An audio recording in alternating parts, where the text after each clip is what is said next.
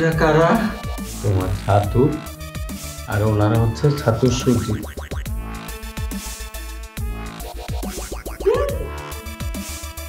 Darling, তুমি কি পোশাক পরেছো? আরে এই পোশাক তো পরবে তুমি যখন আমরা কানাডায় দুজন মিলে ঘুরবো তখন। আব্বা, তুমি যদি চুপ না থাকো তাহলে আমাদের দুজনকে জাহান্নামে পাঠাবে। কই যাবি? বাসায় বাসায় যাবো। কেন কানাডা যাবি না? না, কোনোদিন না। কোনোদিন বলছি আমরা কানাডায় যাবো না, কোনোদিন যাবো না।